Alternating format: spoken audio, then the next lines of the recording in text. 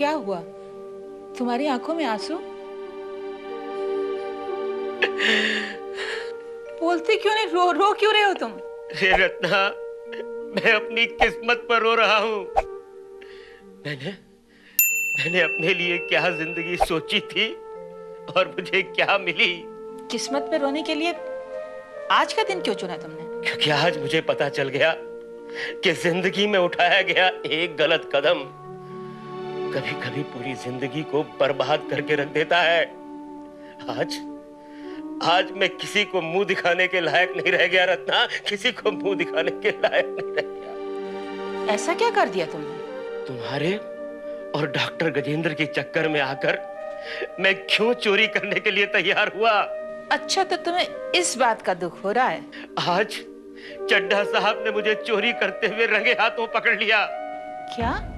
इतने सालों की कमाई हुई ईमानदारी और भरोसे को एक पल में खो दिया मैंने। ये हुआ कैसे? रत्ना, आज मैं जब डॉक्टर गजेंद्र के लिए स्वर्ण भस्म की चोरी कर कर जैसे ही बाहर निकला, देखा तो सामने चड्ढा साहब खड़े हैं। अरे उन्होंने मुझे रंगे हाथों पकड़ लिया। वो मुझसे न जाने क्या क्या कहते रहे। मैं तो उनके सामने नजरें मिलाने का साहस भी नहीं कर सका। रत्ना, आज मैं चड्ढा साहब की नजरों में गिर गया। ये क्या किया तुमने? तुमसे थोड़ी सी भी होशियारी नहीं बरती गई? अब तुम्हारे जैसा दिमाग नहीं पाया है मैंने। अरे मैं तुम्हारे जैसा नहीं बन सका कि बड़ी ही होशियारी के साथ अपने पति की आंखों में धूल झोंकती रही तुम। ये अचानक मेरी बात कहां से आ गई? क्योंकि आज एक साथ दो चोरियां पकड़ी गई हैं। अरे अगर मैंने चड्ढा साहब के सामने अपनी इज्जत खोई है तो तुमने मेरे सामने। मैंने क्या किया? इतना भोला बनने की कोशिश मत करो रत्ना। उस दिन भी जब मैंने तुमसे पूछा कि तुम कहां गई थी तो तुमने मुझसे झूठ बोला कि तुम लता की बेटी की शादी में गई थी। तुम अभी तक उसी बात पे अटके हुए हो? क्योंकि ये तुम्हारे लिए छोटी बात हो सकती है रत्ना, लेकिन मेरे लिए नहीं। अरे तुमने मुझे इतना बड़ा धोखा दिया। आज जब लता मुझसे मिली तो उसने बताया कि उसकी बेटी की शादी थी ही नहीं। अरे उसकी बेटी तो अभी 5वीं कक्षा में पढ़ रही है। तुमसे मुझे ये उम्मीद नहीं थी रत्ना। घर और बाहर दोनों तरफ अपनी इज्जत खोकर अब मैं जीना नहीं चाहता।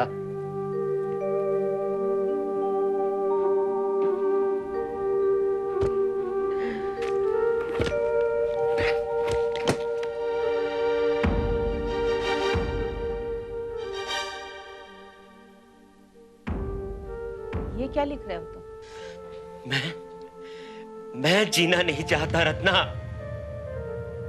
अरे अपनी इज्जत खोकर जीने का कोई मतलब नहीं है। इसलिए मैं अपना सुसाइड नोट लिख रहा हूं। पागल हो गए हो तुम? छोड़ो इसे। नहीं रत्ना, नहीं, तुम चली जाओ यहां से। मैंने अब ये फैसला कर लिया है।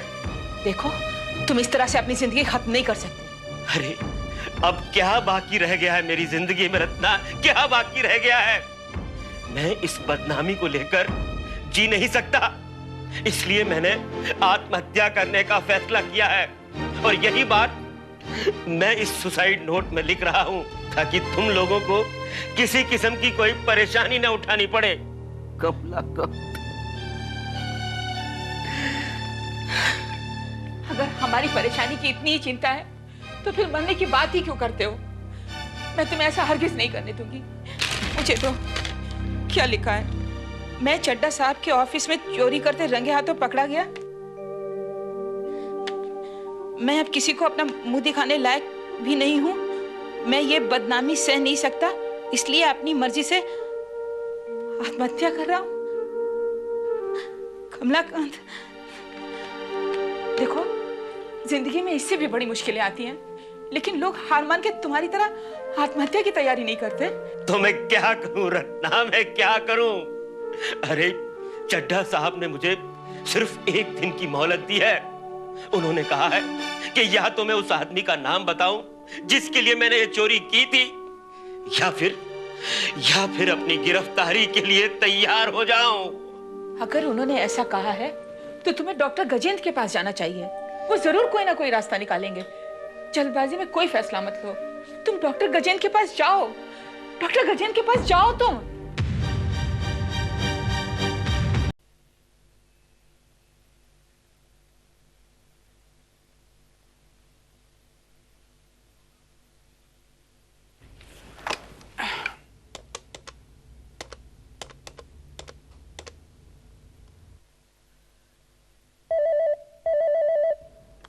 हेलो।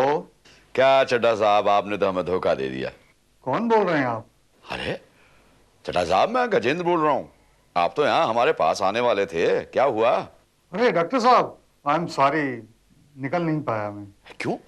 आप तो कह रहे थे कि आपका पूरा प्रोग्राम फिक्स हो चुका है। 2-3 दिन के लिए आने वाले थे आप तो। आने वाला तो था, लेकिन कुछ काम ऐसा जरूरी आ गया कि निकलना मुश्किल हो गया। सब खैरियत तो है चड्ढा साहब? मैं तो यहाँ इंतजार करता रहा। बहुत सारी प्लानिंग कर बैठा मैं तो। अब क्या बताऊं डॉक्टर साहब, इंसान सोचता कुछ और है, होता कुछ और है। तो कब आ रहे हैं आप? अभी यहाँ तो सारा कार्यक्रम ही उल्टा पुल्टा हो गया डॉक्टर साहब। बताना निश्चित नहीं है।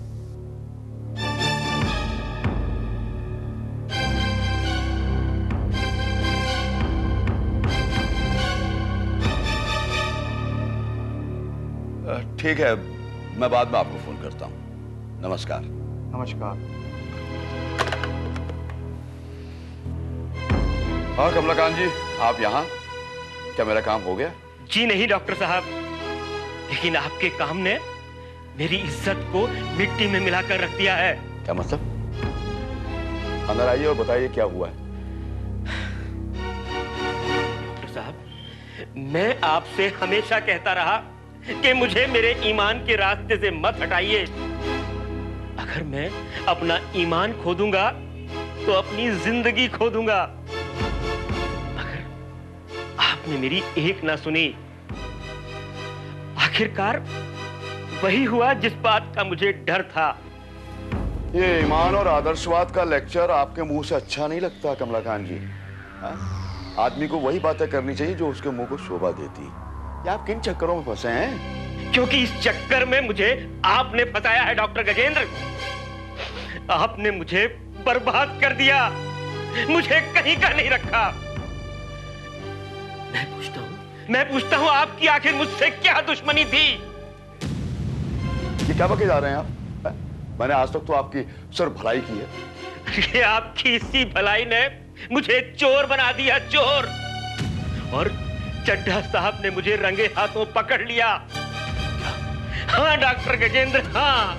अरे आपके इतना दबाव डालने पर ऑफिस खत्म होने के बाद स्टोर रूम से जब मैं स्वर्ण भस्म चुरा कर लाया तो चड्ढा साहब ने मुझे रंगे हाथों पकड़ लिया, रंगे हाथों। लेकिन चड्ढा तो शहर से बाहर यहाँ मेरे पास आने वाला था। सब झूठ था डॉक्टर गजेंद्र, सब झूठ था। चड्ढा साहब की मुझे रंगे हाथों पकड़ने के लिए सोची समझी तैयारी थी वो। इसका मतलब चड्ढा को आपके ऊपर पहले से ही शक था। शक नहीं डॉक्टर साहब, अब तो सब कुछ साबित हो चुका है। अरे मैंने अपनी ईमानदारी, अपना भरोसा, अपनी इज्जत सब कुछ गंवा दी है। अब मैं चड्ढा साहब को मुंह दिखाने के लायक नहीं रह गया हूं, मुंह दिखाने के लायक। पकड़े जाने पर उसने कहा क्या?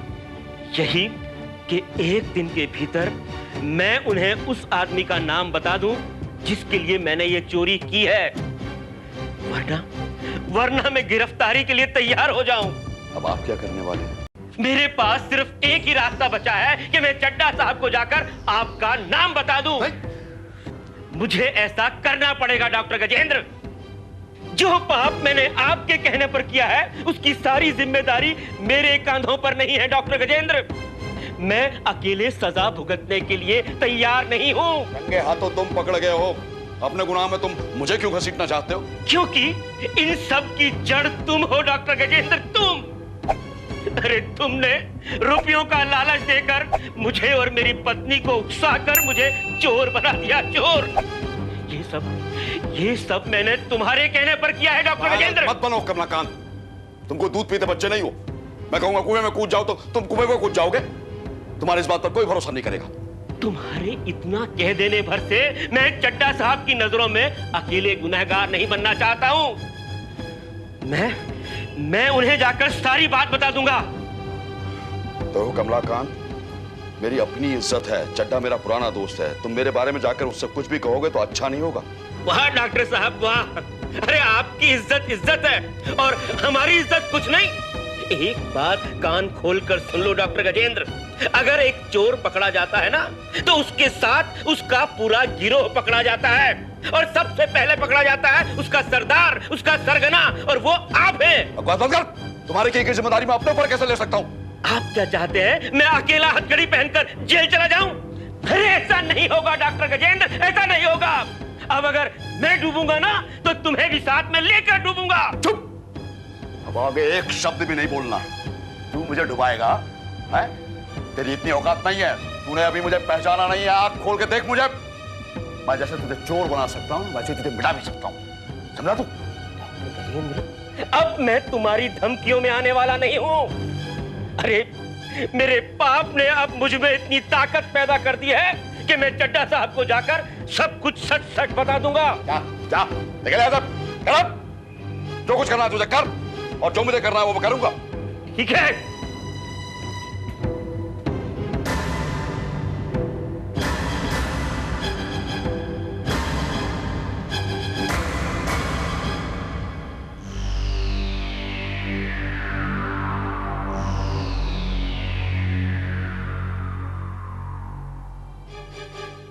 बाबूजी, ये सब क्या हो रहा है?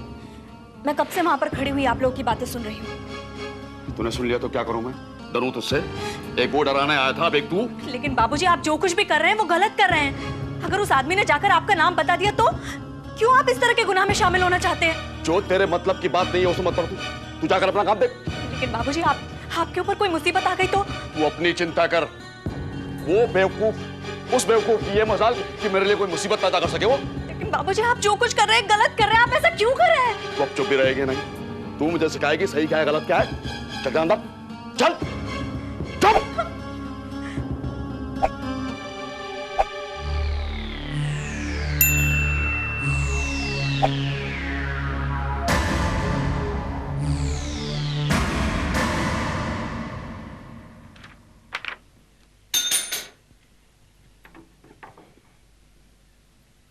Yes sir. ऑफिस में कमलाकांत तो नहीं आया? जी नहीं सर, वो अभी नहीं आए। वो आए तो फौरन मुझे खबर करना। Okay sir. जाओ। और सुनो, यस सर। वो आए तो उसे बाहर ही बिठाए रखना, सीधे अंदर मत भेज देना। जब मैं बोला तभी अंदर भेजना। Okay sir. मेरे लिए कब कॉफी लेकर आओ। अभी लाए सर।